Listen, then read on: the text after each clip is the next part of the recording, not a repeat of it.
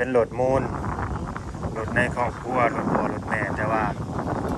ลูกหลายคนบาดนี่ครับที่ให้คนใดคนหนึ่งนี่ให้ผู้หนึ่งบัดเสียใจผู้หนึ่งก็เลยแบบตัดสินใจเลยขายไปเลยไปก็บ่ได้ขายแล้วเงินนี่แต่เอาเองอะไร ของพอแล้ว เป็นของพ่อเธอเบิ่งน้ำกันพี่น้องเลยเบิ่งหม้อน้ำก่อนมีน้ำอยู่บ่เนี่ยยังมีถังน้ำมันมีน้ำมันอยู่บ่เนี่ย บ่ได้มีแล้วมันบ่ได้เห็นหน้าเด้อ สบายดีสวัสดีพ่อแม่พี่น้อง FC ที่ฮักแพงเบิร์ดสุคู่สู่คนเบิร์ดสมองสุบอดนะพี่น้องเด้อพ่อกับช่อง YouTube บ่าวลาวพาเพลินคือเก่าคือเดิมเพิ่มเติมก็ยังอยู่ที่บ้านพอลุงหาพี่น้องเอ้ยเนาะต่อ EP ที่2เด้อนี่เนาะบ้านพอลุงหาหรือว่าบ้านบ่าวสวนสาวน้อยพี่น้องเอ้ยเนาะมื้อนี้ก็ทางบ่าวสวนเพิ่นก็อยากมาขอความเมตตาพี่น้องเอ้ยเนาะความเมตตาความกรุณาความสงสารเนาะจากผู้รักผู้ใหญ่ใจดีเนาะแล้วเพิ่นก็ขอบคุณผู้รักผู้ใหญ่ใจดีเบิดสุขุสุคนนั่นแหละที่สุบชีวิตใหม่ให้เพิ่นเนาะที่เคยช่วยเหลือเพิ่นเนาะให้แบบว่าลืมตาอาปากได้มีจุดยืนแล้วก็ได้มีเรือนมีซ่านบ่อนอยู่บ่อนเศร้าที่ว่าหน้าแน่นแล้วก็มั่นคงพี่น้องเอ้ยเนาะแต่มามื้อนี้เพิ่นก็อยากมาขอพึ่งพาบารมีผู้รักผู้ใหญ่เนาะขอความเมตตาจาก FC นั่นแหละ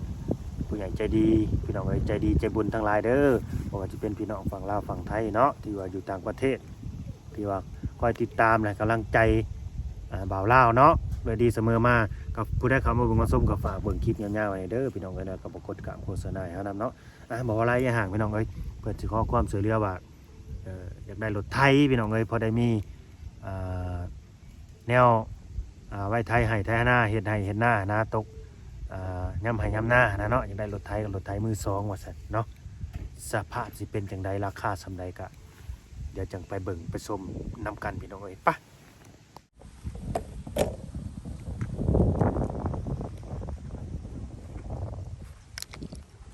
นี่แหละสภาพรถไถเพิ่นกับพี่น้องเอ้ย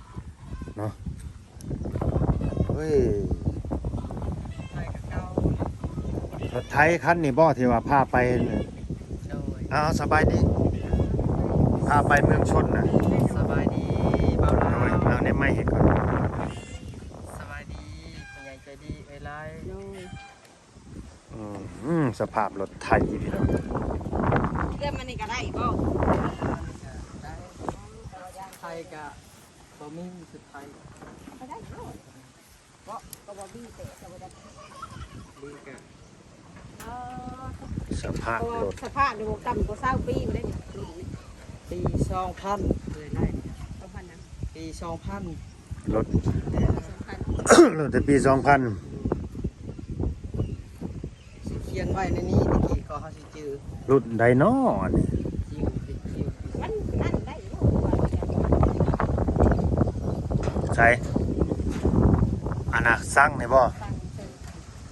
รถคันนี้นะจอดมาแต่เฮิงแล้วบ่ส่วนบ่ได้ใช้งานจักมื้อจักปีแหละจักเดือนแล้ว ปีท้าย ปีปลาย โดย บ่ได้ใช้งานปีปลายบ่มีเชือกบ่เนาะผูกจองไว้นี่ เขาจับกับเขามันจะก็ลงหย่อนก็ลงเลย บ่แล้วสิให้ผู้รักผู้ใหญ่เพิ่นเบิ่งนำเด้ ปล่อยเรียนสั่งมันถูกมึงดูนี่ เดี๋ยวจังสิถามเพิ่นว่าเพิ่นสิขายเท่าใดเพราะว่าเพิ่นจะไปช็อปให้เด้นะ ได้ว่า11,000นี่แหละภายใน11,000นี่นะเจ้าของรถไทยได้สิส่งให้บาด แม่นหรือจังไดก็บ่ฮู้และในกรณีที่ว่าสิซ่อมนี่สิได้เปลี่ยนหยังอีกนะก็สิได้เปลี่ยนตัวใดให้ใหม่บ่นะประมาณนี้เนาะเรียนสภาพรถ เรียนก็รู้ เบิ่งนํกันอันนี้ก็น็อตนี่ก็บ่มีแล้วนี่สิจับ ในสุขหัวมันก็มีจะเบิ่งติ แนวซบคอมันก็นี่ ในสุขคอบอกว่าเอิ้นหัว เอาไม้ใส่ เอาไปใส่คันแม่นสิใส่เลยก็ต้องไปซื้อแล้วจะมาใส่อีกแล้วนี่ มันบ่ได้ใส่ใหม่ แม่น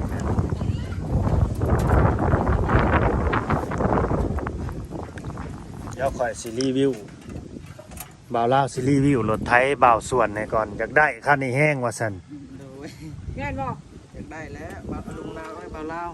พอได้ใส่พอได้สะดวกพ้นทุกข์ไปใส่มาใส่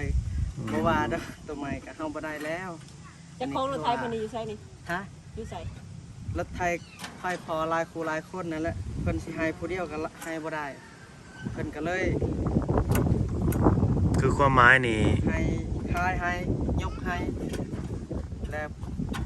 เฮาก็เป็นของเฮาเลย อ๋อเข้าใจเข้าใจ ลูกหลายคนรัก เฮ้ยมายืนอยู่พี่ดู ตัดสินใจ มายืนอยู่พี่สิถ่ายรูปให้ FC ผู้ใหญ่เพิ่นเบิ่งโอเคยืนเนี่ยหั่นแหละโอเคแกมาอืมเข้าใจแล้วรถนี่เป็นรถ ไทย เป็นรถมูลรถในครอบครัวรถพ่อรถแม่แต่ว่าลูกหลายคนบาดนี่ครับที่ให้คนใดคนหนึ่งนี่ให้ผู้หนึ่งบัดเสียใจผู้หนึ่งเออ ก็เลยแบบตัดสินใจเลยขายไปเลย อืม ไปก็บ่ได้ ขายอะไรเงินนี่ เอาเองอะไร ของพอแล้ว เป็นของพ่ออ๋อเธอเบิ่งน้ำกันพี่น้องเลยเบิ่งหม้อน้ำก่อนมีน้ำอยู่บ่นี่ยังมีถังน้ำมัน มีน้ำมันอยู่บ่นี่ บ่ได้มีแล้วน้ำมันบ่ได้เฮ็ดหน้าเดือน6นี่นะลุงลาว อันนี้ก็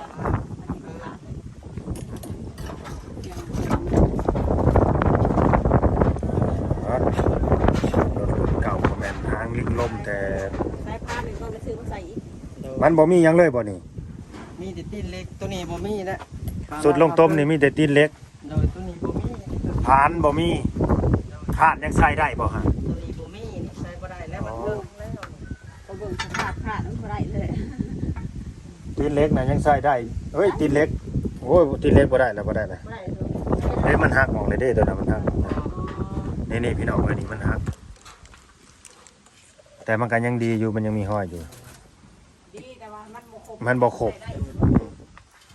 อันนี้มันมีบ่อันนี้มันบ่ อ๋อตึกได้บ่าวส่วนคืออยากได้รถคันนี้ เพราะว่าบางส่วนนี่บ่มีรถสิเฮ็ดหน้าเดือน6 อยากได้ไหมเงินมันก็ เพ สิ ราะ ได้ ว่า เนาะ บางส่วนนี่ขึ้นกับบางส่วนเองบ่ได้อยู่กับพ่อกับแม่แล้ว ก็บ่อยากได้คันใหม่บ่ โอ้อยากได้อยู่คันใหม่แต่มันบ่มีเงินบ่มีทางแล้ว สภาพที่ว่ามันดีกว่านี้แน่ฮะนะอันนี้มันผุเบิดเลยได้อนี่ แม่น คันว่าเพิ่นซอยให้กว่านี้ก็สาธุแล้ว โดย แฮงอยากได้แล้วซึ่งคนละ โดยเบิ่ง ซอให้ เบิ่งสิเปลี่ยนใหม่ให้บ่าวล่าว่ามันผุเบิดแล้วตัวนี้ โดยมันถึงแล้วนี่ แม่น ใส่บ่ได้ บ่าวล่าว่ามันผุเบิดแล้วคันว่ากรณีคันเพิ่นให้เนาะ โดย คือสมมุติเพิ่นให้และมีผู้ใหญ่ใจดีเพิ่นสวยมาตรงนี้ แบบตามที่ราคาว่าเพิ่นอยากได้เท่าใดหันนะน่ะ เห็นขางนี่อันนี้ขางนี่พี่น้อง แล้วเอาไปซ่อมแน่นี่เพิ่นว่าเท่าไรเอาคือสมมุตินี่ว่าเอาราคามาเบิ่งดูว่าส่วน คันตัวซ้อมครับ แม่น ก็ยัง ซ้อมก็ บอกกันเสื้อเด้อ สิ5 6 7พันก็แล้วหรือว่า5 6พันนั่นบ่แหละคันซ้อมตัวนี้เนาะแล้วก็เงินจำนวนที่เหลือก็เป็นของพ่อ ความหมายคือแบบว่าเงิน10,000นี่ซื้ออันนี้น่ะคือเป็นรับส่งไปส่งเลย 10,000 แล้วในหัน อยากได้10,000ปลาย หมื่นเท่าไรหมื่นปลายน่ะ 18,000 ป้ายบัดนี้ 18,000 แล้วก็เงินตัว18,000นั้นเราสิซ่อมรถในสิหมดประมาณ6 โดย หรือ7,000 โดยสิเบิดเท่าไรก็ตามแต่ขอเพียงแต่ว่ารถมันกลับมาในสภาพที่ว่าใช้ได้งานได้ เนาะ โดย ใช้งานได้ โดย อันนี้ก็บ่ได้เด้อ อ๋อ คันใดตัวใหม่ก็กว่านี่ก็แห้งดีแล้วคัน โดย บ่ได้ก็เอาตัวนี้อัน บ่ลาวพาเพิ่นนี่พอได้เฮ็ดหน้าเดือน6เข้าส่วนกันขึ้นกับ เพราะว่ายัดเบิดประมาณ20,000เด้อมันสิกลับมาสภาพเก่าเพราะว่าอันนี้ก็ต้องได้เปลี่ยนใหม่เบิด บ่20,000กับ11,000นี่บ่อยู่เนาะ บ่อยู่ 11,000 บ่อยู่นี่ตีนนี่ ตีนนี่ก็บ่แม่น ตีนนี่มันคู่เท่าใด บ่แม่นตีนมันคือพ่อใหญ่ไล่ๆเพิ่นว่านี่ บ่แม่นตีนมัน แม่นบ่ ตีนรถใหญ่ตีนรถ10ล้อ เอาแล้วของมันอยู่ใส่สบัด มันเปื่อยเบิด อันนี้คืออันนี้คือเข้าใจเด้อบ่าวลาวนี่ก็เข้าใจความหมายอัน เอาต้องเปลี่ยนซื้อใหม่มาใส่ เข้าใจความหมายของบ่าวส่วนนี้ก็คืออยากได้รถไว้เฮ็ดไร่เฮ็ดนา โดย แต่ว่าบ่มีต้นทุน คันว่าสิอยากได้คันใหม่บัดย่านมันแบบเป็นไปบ่ได้นะพี่น้องเอ้ยก็เลยอยากขอความช่วยเหลือแบบ คือคันใหม่มันบัดสิแพงเนาะ โดย อันนี้คือคันเก่าสิว่ารถคันนี้แต่พ่อแต่แม่มันสู่มามันลุยมาหลายภาคหลายปีแล้วพี่น้องเอ้ยเล็กก็จดพังเบิดพวกข้างพวกคานพวกหยังก็ดีแม่นและพ่อนี่อยากขายในราคา 18,000ว่าซั่น18,000นี่สมมุติว่าได้ ยิ่งผิดบ่วันละ11,000ทีแรก สมมุติว่าได้ 18,000เด้อพี่น้องเด้อนี่ฟังเฮาสิอธิบายเข้าใจเนาะคือได้ 18,000ปุ๊บเพิ่นจะลดคันนี้ไปซ่อมให้กลับมาในสภาพที่ว่าใช้งานได้ปกติ โดย และเหลือเท่าไรเงิน 18,000นี่ก็ยกให้เป็นของพ่อและรถคันนี้ก็เป็นของบ่าวส่วนบัดนี้ โดย โดยที่เอ้ยน้องแต่ละคนบ่มีสิทธิ์นำแม่นบ่แบบนั้นเนาะเข้าใจเด้ออันนี้บ่าวเล่าวเข้าใจแล้ว แต่ว่าพวกเลขพวกหยังนี่มันจะบ่มีเลยพี่น้องเอ้ยบ่ได้เลย บ่ได้นะ แล้วก็คันว่าเอาไปสอบนี่ก็สิเบิดหลายอยู่ได้เบิดหลายอยู่ ได้ครับวันนี้ เว้นเล็กแก่ง สิเบิดหลายอยู่แต่ว่า เล็กแกง มีอยู่บ่เล็กแก่งรถนะ มีอยู่เล็กแกง มีบ่ เพิ่นเอาไว้อยู่ใน สิเบิดหลายกันว่าคือสมมุติว่ามีผู้หลักผู้ใหญ่เพิ่นสดสวยมากใน18,000จักสิพอหรือบ่ แม่น กาไปซ่อม เปิดรถยาก ไป ตีนมันก็ยังบ่ แม่น ดีได้นี่ตีนมัน กาไปสอบแล้วก็ไปแบบว่าก็เรียกว่าหยังก็ไปแปลงร่างให้มันใหม่พี่น้องเอ้ยเนาะไปเปลี่ยนโฉมใหม่ให้ ตัวนี้ก็หมดแล้วก็เวลาเรา เบิดและสั่งมันน่ะเนาะ ไล่ก็ได้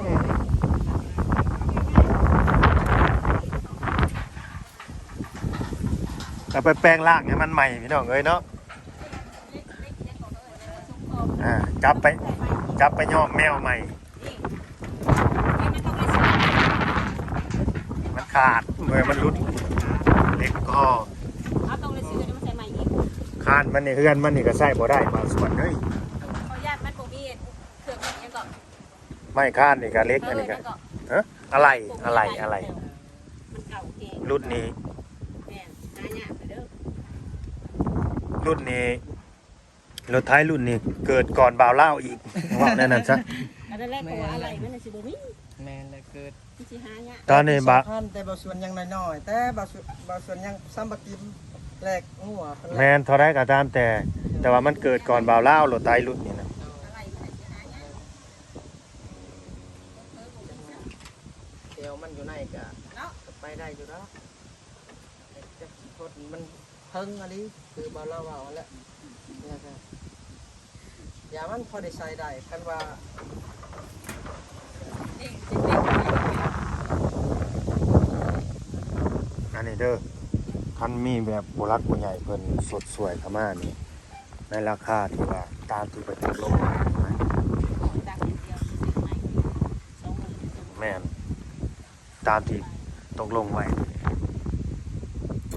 บ่าวเล่าวก็คิดว่าเงิน18,000นี่ย่านบ่เหลือให้พอจักพันซ้ำได้ เดี๋ยวคันสิแป้งให้ติจักกับไทยได้พอหั่นนะ แม่นบ่ โดยสิแป้งให้ติจักกับไทยได้ พวกโครงพวกหยังมันได้ซะ โอ้มันก็บ่ได้แป้ง มันยังใส่ได้เนาะ กับสายพาน อืม ตีนนี่ดิ ฮะ ตีนมันนี่ดิ ตีนมันก็ จะต้องไปซื้อเอง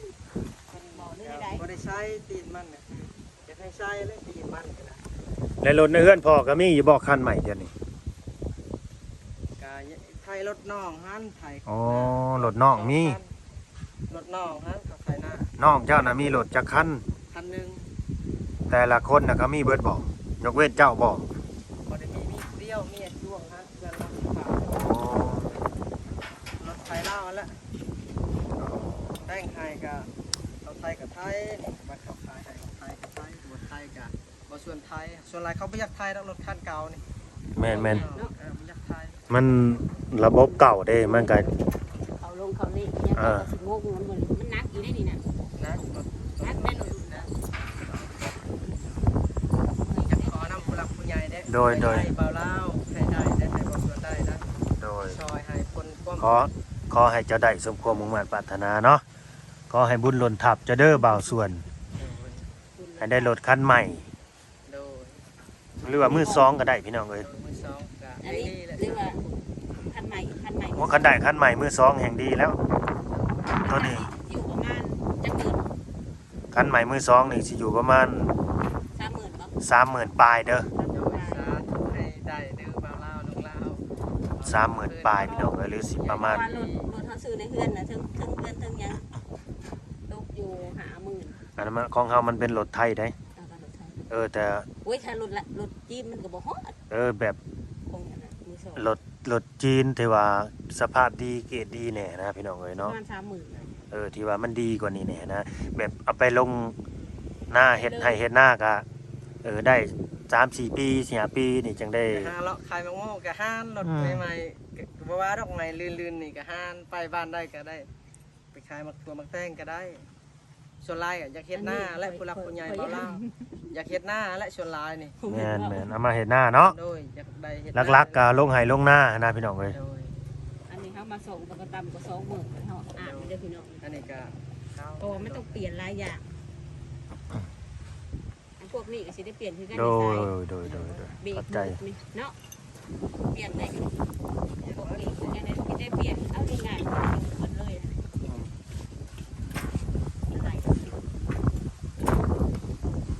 อันเดียวนั่นก็จะรุดอีกก็เอิญได้ก่อนนะก็เอิญได้ก่อนนะ หมอกล้อง หมอกล้องมัน ก่อนใส่กล้องไงน้ำมันมันกะ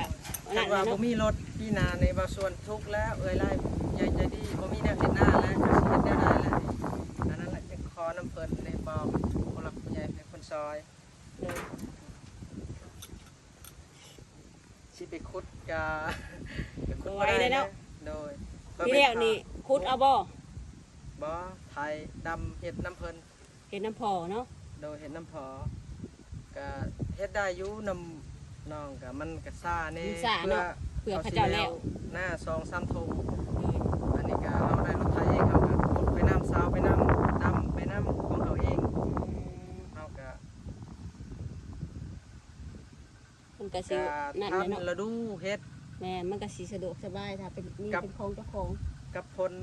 ตกคือคู่มือนี่แหละกับพลพาตกบางเถื่อกะแรงบางเถื่อกะพลมันบ่ทงบ่ทัน แม่ ตัวนั้นอยู่ในหานละไอ้นางอยู่ในหานละ ห้องแล้วบ่ แล้วบัด เพิ่นบ่อยู่บ่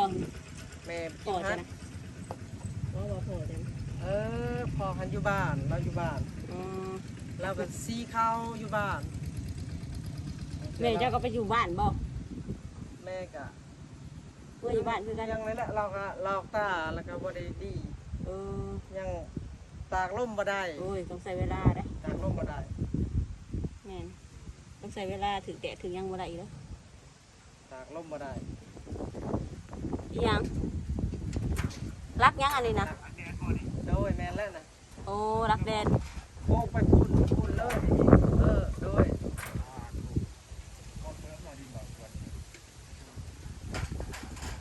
มาอยู่ก่อนมดน้ำมูนี่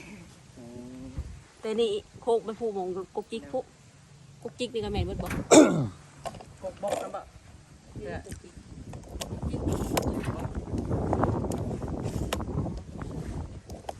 อันนี้ก็เฮาเข้าใจเด้อพี่น้องเด้อเนาะในความที่ว่า โดย บ่าวส่วนนี่ก็ อยากได้ แบบ เฮ็ดหน้าเดือนโต โดยเข้าใจในความตั้งใจของเจ้าคือ อยากได้เครื่องไม้เครื่องมือเนาะในการทำมาหากิน ก็คือสิบอกบ่าวลาวนี่คือว่าแม่บักกิ้มกับว่าสิไปเฮ็ดงาน อ้าว ให้พอบักกิ้มไปเฮ็ดงานอยากได้รถไทยครับพอแล้วเฮาก็บ่เชื่อบ่ เนี่ย เชื่อ ไปเฮ็ดงาน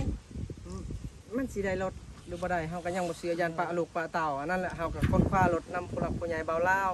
กับเอ้ยไล่ สิไปเฮ็ดงานหยังในความคิด อยากได้รถไทยให้คอยไปหาเฮ็ดงานมันก็ โอ้ บ่ฮู้ว่ามันสิอยู่นี่หรือบ่แค่คอยไปอะ เข้าใจ อันนั้นแหละเฮาจะค้นคว้ารถไทย คือความหมายนี่เด้อ ผู้ใหญ่บ่าวลาวพาเพิ่นกับเอ้ยไล่ แม่นเข้าใจนี่คือความหมายนี่เมียนี่อยากให้ผัวนี่ไปทำงาน โดย พอสิได้เงินซื้อรถไถเนาะแต่ว่าเจ้าบัดถ้าเมียอยู่นี่กับลูกนี่ย่านเมียบ่อยู่ โดย เป็นหยังจังสิย่านเขาบ่อยู่อยากกระปบเมื่ออีกบ่หรือว่าจังใด ก็คน บ่เมื่อทั้งเมื่อน่ะบ่เมื่อ บ่ แต่ว่า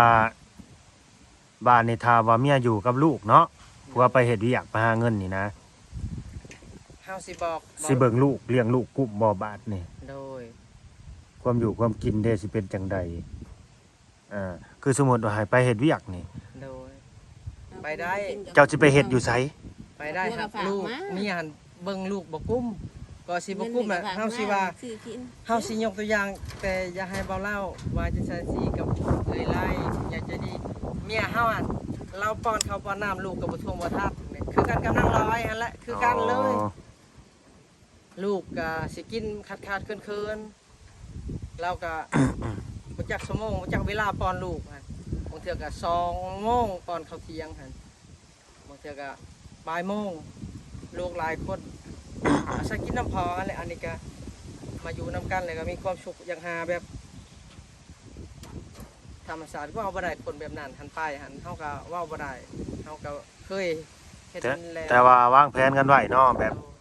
บว่าล้มกันปรึกษากันกับเมีย โดย คือช่วงนี้มันจะเก็บกาแฟในปัจจุบัน ที่ว่าปรึกษากันนี่คือสมมุติว่าเมียอยากให้ผัวไปเฮ็ดเวียกนี่สิไปเฮ็ดหยัง มันก็บ่สามารถเลี้ยงลูก อันแหละที่ว่าเว้าไว้ที่ว่าเว้ากันไว้นะ ว่า สิให้ผัวไปเฮ็ดหยัง อยากไปหาเพ่กับเพิ่นไปแล้วซื้อนี่ โอ้ ไปแล้ว คือสมมุติไปเก็บกาแฟเนาะ เดี๋ยว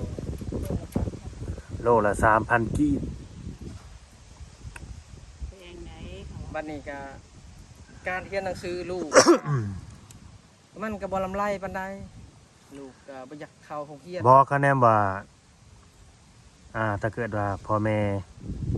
บ่ได้อยู่นํกันแล้วหั้นนะทุกสิ่งทุกอย่างเนาะคือลูกไปโรงเรียนมันก็สิบ่ได้ค่อยไปเป็นปกติบาดนี้ แล้วก็ความอยู่ความกินก็สี่รถอยากแน่บาทนี่คือพอไปหาเงินเก็บกระเพานี่ก็แม่นอยู่ก็น่าสิได้อยู่ก็สิน่าสิได้มาตื่มกันอยู่นะแปลว่ามาตื่มผู้รักผู้ใหญ่นะบางส่วนคือสมมุติผู้รักผู้ใหญ่เพิ่นเห็นความตั้งใจของเฮาว่า ว่ามันเขาก็ยังบ่มั่นใจว่าเมียว่ารับประกันเบิ่งลูกเบิ่งครอบครัวเบิ่งลูกนั่นนี่บ่เป็นหยังให้เขากินอิ่มนุ่งอุ่นแล้วเฮาสิยอมเฮาก็สิไปหาเฮ็ดงานก็ได้ อันนี้ลูกเมียก็เบิ่งอยู่บ่แม่นบ่เบิ่งนึ่งข้าวนึ่งน้ำก็สุกอยู่หักก็ เนี่ยนะ1 ข้าว 1 น้ำก็สุกอยู่เนาะ โดยหักก็สุกก็คือนางลอยหั่นแหละคือนางลอยหั่นแหละ อ๋อเมียก็แบบบ่ว่องบ่ไว้เฮ็ดหยังก็ดีปั๊มๆเปื้อๆเนาะ โดย แบบบ่ห่าวหั้นนะพี่น้องก็แบบ คืออย่างที่เห็นนั่นแหละสาวน้อยก็ดี เป็นคน น้ำกินกับเฮาเด้บอกได้จำไปตักนี่ก็เฮาสิปะลูกบ่ได้เราตักอยู่ห่างเฮานี่น้ำคันเราเฮาบ่ได้น้ำแล้วเราก็กินน้ำคุณนี่หั่นแหละเนี่ยก็มันสิปะลูกน้อยบ่ได้แล้วก็อันนี้ละ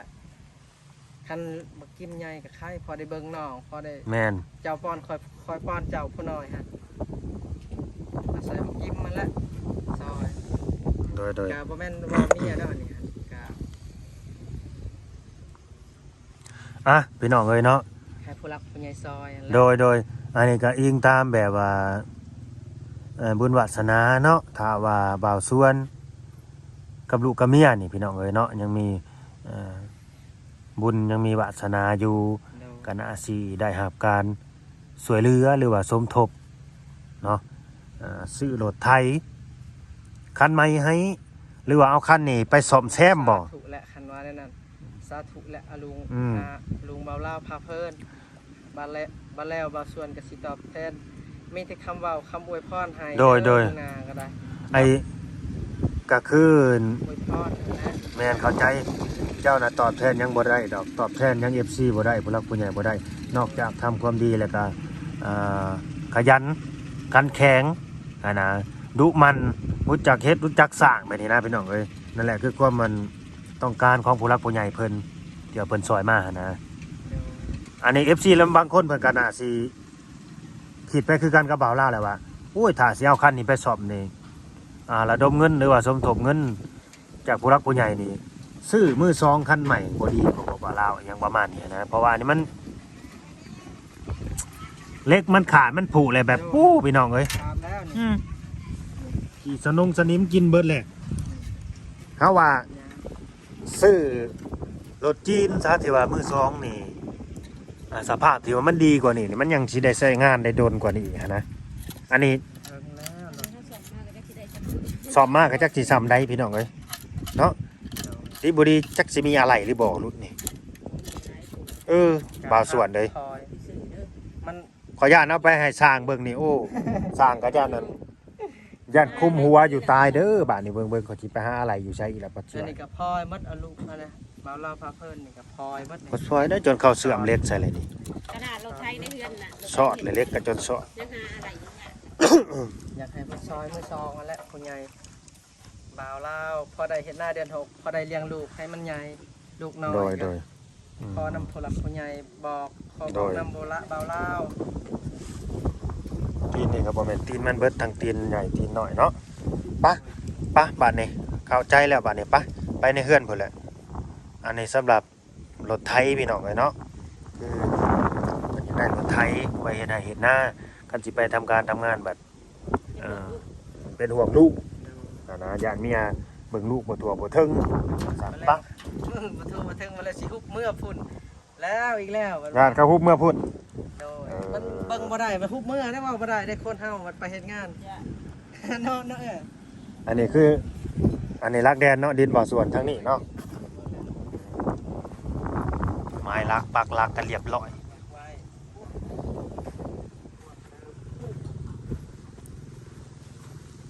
มาพี่มานั่งอยู่คอนใหม่พี่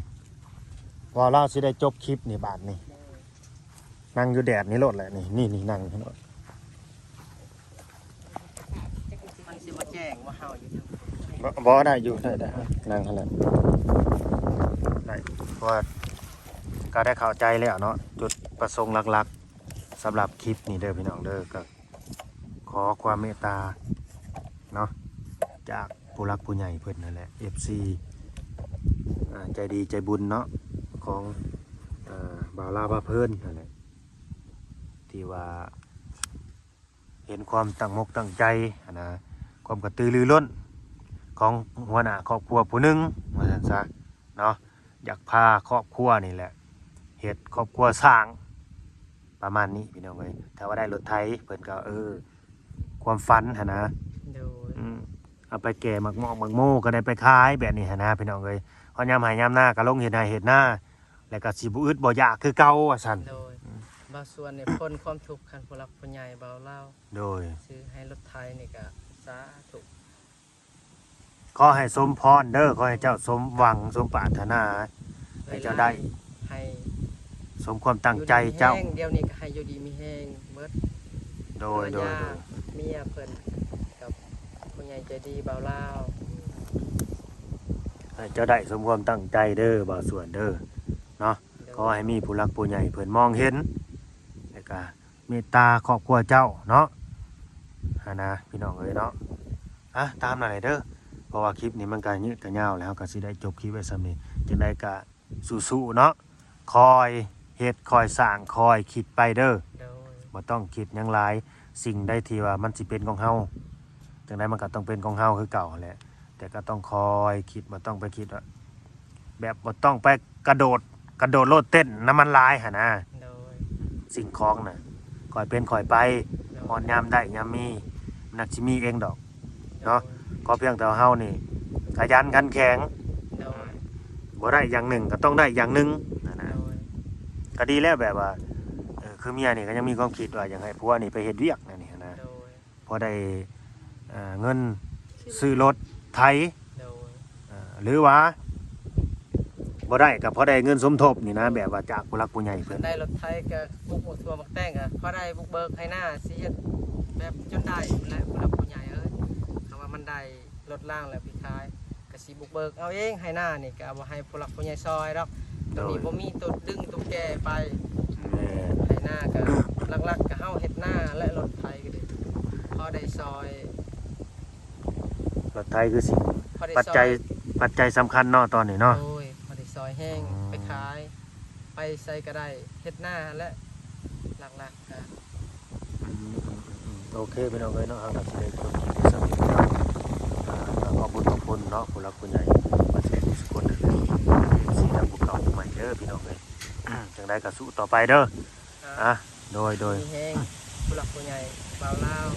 พาเพิ่นให้อยู่ดีมีแห้งกับผู้ใหญ่ใจดีไอไลน์กับผู้หลักผู้ใหญ่บ่าวลาวอยู่ดีมีแห้ง โดย เพิ่นพาใส่เพิ่นนี่แหละพอได้พ้นทุกข์พอได้เฮ็ดหน้าเพื่อลูกหาคนบ่มีแนวเฮ็ดหน้าและเดือดร้อนพอส่วนของบอกผู้หลักผู้ใหญ่แจ้ง พอแห้งแล้วสิได้ขุดเอาอยู่เนาะ โดย สิได้ขุดเอาคือครอบครัวอื่นเขาบ่แม่นของง่ายเด้พี่น้องเฮ็ดหน้าขุดเอานี่เนาะโดยเอาสู้ๆต่อไป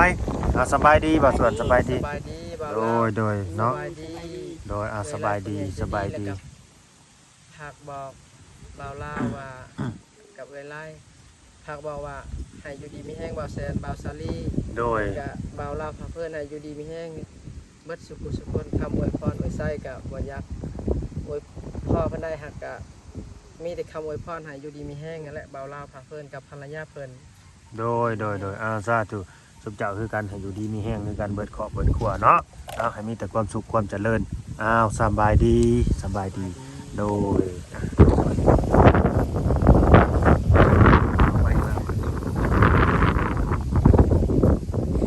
หมูไปเสีย2 ตัว3 ตัว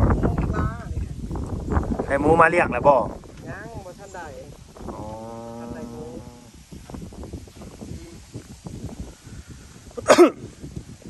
มาเลี้ยงแล้วบัด โดยโอเคเลยพี่น้องเด้อก็ตามนั่นเลยเนาะก็หวังว่าคลิปนี้ก็น่าจะฝึกอกฝึกใจพี่น้องเนาะผู้หลักผู้ใหญ่เนาะที่ว่าเข้ามาเบิ่งมาชมเนาะก็น่าสิเห็นความตั้งมกตั้งใจแล้วก็เห็นความกระตือรือร้นเนาะของครอบครัวบ่าวส่วนเพิ่นพี่น้องเอ้ยขอบุญขอบคุณเด้อพี่น้อง FC บ่ทุกคนให้อยู่ดีมีแรงรักแพงแบ่งปันกันพี่น้องเอ้ยเนาะสบายดี